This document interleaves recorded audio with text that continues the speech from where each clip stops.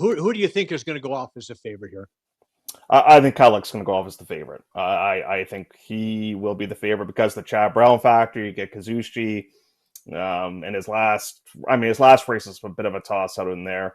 I'm leaning towards Wickenheiser. I don't know if I'm going to pick her on top, but I'm going to pick her somewhere for sure because I think she's going to go off at a decent price, and I think she'll get the distance.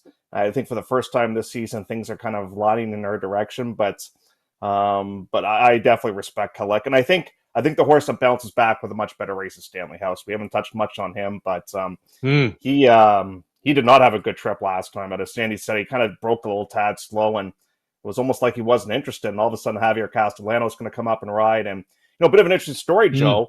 The last Derby winning rider to come back and win the plate was Flavien Prat, and of course, that was a controversy one because that was Country Grammar, who finished second against Medina Spirit, then got the win once all the investigations took place. And then he came back and won the plate itself with One Bad Boy. But I'll tell you, Sandy, I've been impressed with Javier. He's kind of rejuvenated himself this season. He won the Derby with Mage. He won the Belmont with Arcangelo. It's a real nice guy, too. And it just seems like he's somewhat back on track, I guess you could say.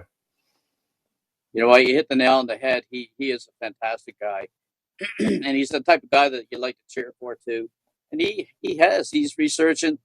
And, all you have to do is win a couple of stake races, and all of a sudden people start putting you on more horses. And as Joe mentioned, all you need is a horse. You got the horse, you got a shot to win it.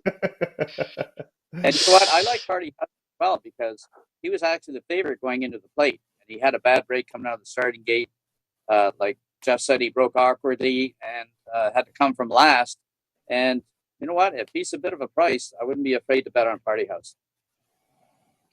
So, is that your gut, Sandy? Your gut feeling that that Party House is going to be there? Well, if I still had a horse to ride in the race, it'd be Kabalik, because of his form before his last race.